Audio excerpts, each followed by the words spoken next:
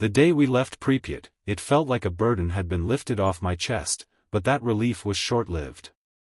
The further we drove away, the more I felt like I was leaving something behind, like I had crossed a boundary I was never supposed to cross. Victor, our guide, remained silent throughout the entire drive back to the edge of the exclusion zone, his expression grim and unreadable. It wasn't just the place, it was the people who never left. Or rather, the ones who couldn't. Those whispers, the glimpses of shadowy figures, something more profound was happening, and I couldn't shake the feeling that I had disturbed something that should have been left alone.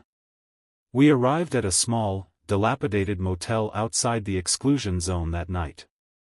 It was a far cry from luxury, but after the experiences in Pripyat, any place with four walls felt like a sanctuary. I didn't sleep much, though. My mind kept replaying the images, the dark figure in my doorway, the faces staring through the cracked windows, and the overwhelming sense of dread. I kept hearing the whispers. Faint. Barely perceptible. But they were there. When I closed my eyes, I saw them standing at the edge of my consciousness, watching. Always watching. The next day, we headed back to Kiev to finalize our documentary footage. The car ride back was quiet, with the team immersed in their own thoughts. Mara, our sound technician, sat across from me, her face pale, her lips pressed into a thin line. Every now and then, I caught her glancing at me with a look I couldn't quite decipher. Was it fear, curiosity, or perhaps something else? Whatever it was, it made the small hairs on the back of my neck prickle. So, what's next? Alex, our cameraman, asked, breaking the silence. I'll go through the footage tonight, start editing, Mara replied in a voice that sounded far too composed, as if she was trying to suppress something beneath the surface. What about the audio? I asked. Mara hesitated for a moment. It's strange. Some parts are fine, but others are distorted, like interference or static. I don't know what caused it, but it's not normal. I felt a chill creep up my spine. Interference from what? The equipment was fine when we checked it. She shook her head, biting her lip. I don't know. It's like something was interfering with the recording, like voices trying to come through. Voices? Alex raised an eyebrow, clearly trying to keep the mood light. You mean the ghosts of Pripyat? Mara didn't smile. Instead, she looked out the window, avoiding his gaze. I don't know what it was. But it wasn't us. The atmosphere in the car shifted. The weight of what we had experienced seemed to settle back onto all of us, like an invisible force pulling us down. That night, after we returned to the hotel in Kiev, Mara asked if I could help her review the footage. Normally, I wouldn't have thought twice, but something in her voice, something strained and uneasy, made me hesitate. We set up her equipment in the dimly lit hotel room, the soft glow of the laptop screen casting shadows across her face. She pulled up the first set of audio files, the ones we recorded on the first day. The footage played normally, an eerie silence punctuated by the wind howling through the empty streets of Pripyat. Then, suddenly, a faint crackle. Mara paused the recording, her hand hovering over the keyboard. Did you hear that? I nodded, my heart thudding in my chest. Play it again. She rewound the footage a few seconds and hit play. Again, the faint crackle. But this time, it was clearer. Beneath the noise, there was something else, a voice. Or several voices, layered together, like a chorus of murmurs. Leave. I shot up, the familiar whisper freezing me in place. It was the same voice I'd heard that night in the dormitory, the same warning that had haunted me ever since. Mara looked at me, her eyes wide. You heard that, right? I nodded, my mouth dry. Yeah. I heard it. She fast-forwarded through the rest of the recording, but the whispers were there, scattered throughout, sometimes faint, sometimes louder, always urgent. And the message was always the same. Leave. The next morning, I couldn't shake the feeling of unease. The whispers had followed us out of Pripyat, and now they were invading the footage. It wasn't just superstition anymore, it was real. After a few days, we had no choice but to submit the documentary footage to the production company, but I couldn't stop thinking about what we'd captured.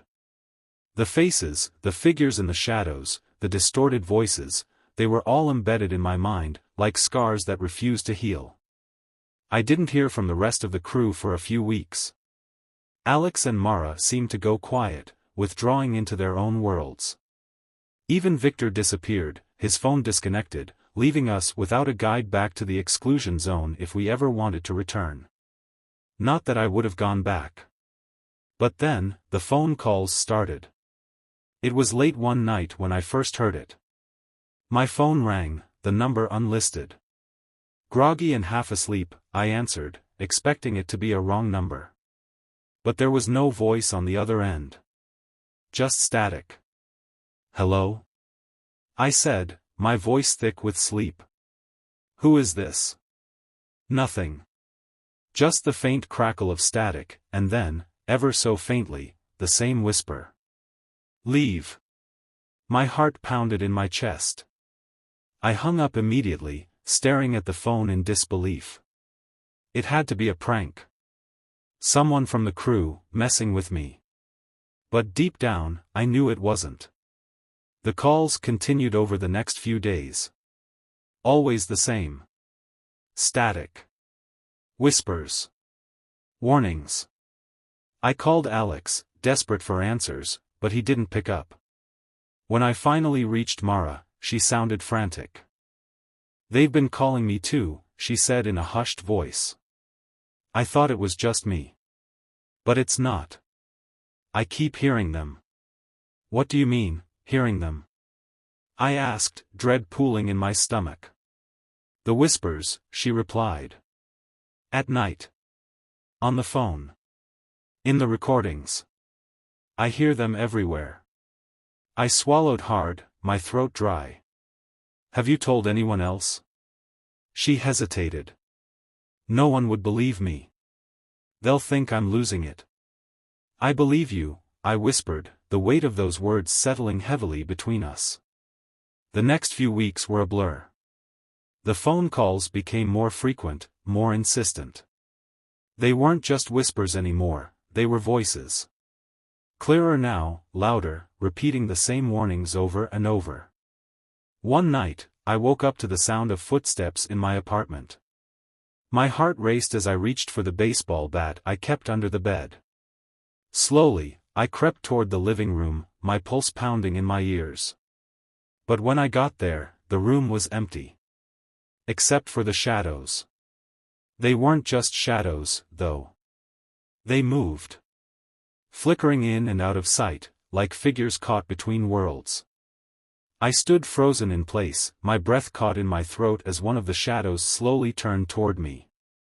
Its face was featureless, but I could feel its eyes on me. Watching. I backed away, heart hammering in my chest, but the shadow didn't move. It just stood there, motionless, as if it was waiting for something. For me to make a mistake, perhaps. Then, in a voice so low it was almost inaudible, it whispered, "Leave." I left the next morning. Packed up my things and moved out of the apartment, telling myself it was just stress, that my mind was playing tricks on me. But even as I left the city, I knew it wasn't over. The whispers followed me. They still do. No matter where I go, no matter how far I run, I still hear them, late at night, in the quiet moments, just at the edge of my consciousness. They're always there, reminding me of what I left behind in Pripyat. And sometimes, I wonder if one day, I'll wake up, and they'll finally catch up to me. Maybe the warning wasn't just to leave Pripyat. Maybe it was to leave before it's too late, before the shadows find me again. Before they claim me. Just like they did the ones who stayed behind. The phone calls didn't stop. In fact, they got worse. By then, I'd changed my number twice, moved to a new apartment, and stopped talking to the rest of the crew. Mara had dropped off the map completely. Alex sent me one final message, a short text that simply read, "I can't take this anymore. It's too much. Sorry." After that, he vanished too. Every night, the calls would come in.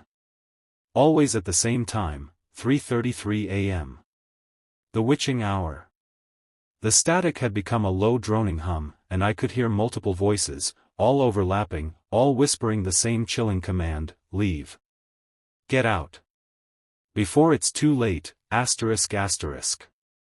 Sometimes, I'd hear heavy breathing on the other end, like someone was standing right beside me. And the voices, they weren't just whispers anymore. They started to sound angry. As if they were no longer trying to warn me but to threaten me. To get me to leave wherever I was and never stop running. It was around this time that the dreams started to bleed into my waking hours. I'd wake up in a cold sweat, convinced I saw someone standing at the foot of my bed, only to blink and find the room empty. But the feeling of being watched never left me. It clung to me, followed me into the daylight, into the crowded streets, into the shops and cafes where I tried to forget. But that one night, asterisk asterisk the night of the blackout asterisk asterisk, I will never forget. It was a warm summer evening, and I had just finished eating dinner. Exhausted, I collapsed onto the couch, staring blankly at the flickering TV screen. I couldn't focus on anything anymore. The whispers consumed my every thought, turning normal days into a waking nightmare. I must have dozed off because when I woke, the apartment was plunged into complete darkness. No lights, no hum of the fridge, not even the soft flicker of the street lamps outside my window. The blackout had silenced everything. The only sound in the apartment was my breathing. I reached for my phone, fumbling in the darkness. 3:33 a.m. Of course, it was. Then came the call. The screen illuminated the dark room, the number once again unlisted. My heart sank as I stared at it, my thumb hovering over the decline button. But something, some instinct deep inside me, told me to answer. Against my better judgment, I slid my finger across the screen and brought the phone to my ear. For a long moment, there was nothing but the same familiar static, only this time, it felt heavier, thicker, like I was sinking into it. Then, the voices came. Louder this time. More insistent. Asterisk asterisk come back, asterisk asterisk. The voice wasn't a whisper this time. It was a low, rasping growl, like the person, or thing, on the other end was speaking through water. My heart hammered against my ribs as I sat up, clutching the phone so tightly my knuckles turned white. "Who is this?" I whispered, my voice trembling. Silence. The static continued to hiss in my ear, but beneath it, I could hear them. The voices. Dozens of them. Maybe hundreds. All speaking at once, their words garbled, unintelligible, except for that one phrase. "Come back to us." And then, just as suddenly as it started, the line went dead. I dropped the phone, my entire body shaking. Come back to us. Who were they? And why did they want me to return? The darkness in the room seemed to press in closer, suffocating me. Every shadow seemed to pulse with life, and I had the overwhelming sensation that I wasn't alone. I stood up, the hairs on my neck standing on end. As I turned to face the hallway leading to my bedroom, I saw it again, the figure. The same dark, shadowy figure from Pripyat, standing at the end of the hallway, just barely visible in the faint moonlight filtering through the window. I blinked, and it was gone. But the feeling of being watched remained. After that night, the boundary between dreams and reality blurred. Every time I closed my eyes, I saw them, the faces of the ones who had stayed behind in Pripyat. They were twisted, hollow, their eyes empty voids that seemed to pull me in. In my dreams, I wandered the decaying streets of Pripyat again, lost in a maze of crumbling buildings and overgrown streets. But the place was different now, alive with a malevolent energy. In one dream, I found myself back in the amusement park, standing beneath the rusting Ferris wheel. The sky was a sickly green, the clouds swirling like ash in the wind.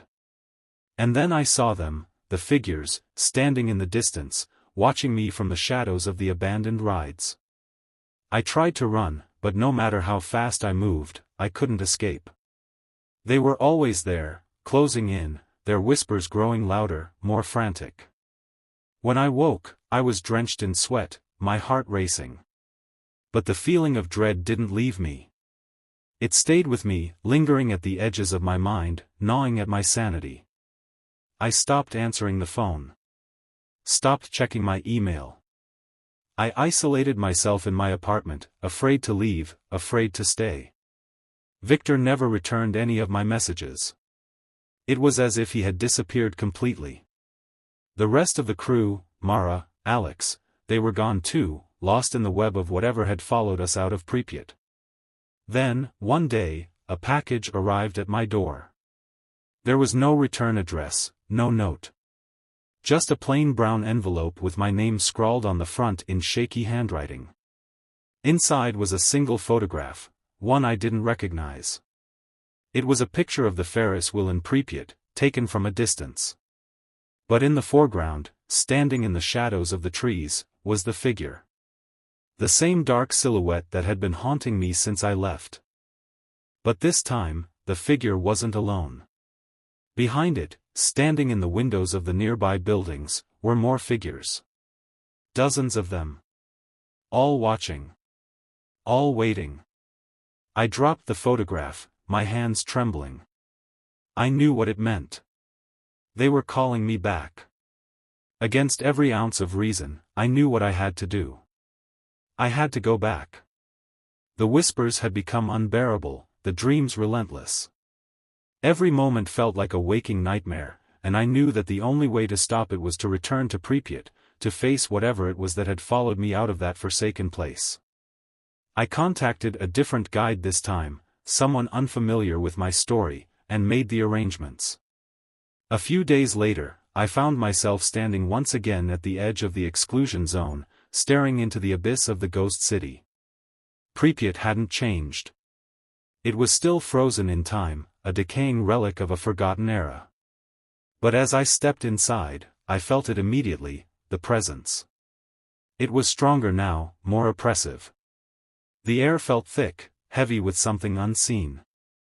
The guide led me through the familiar streets, his face impassive, but I could tell he felt it too.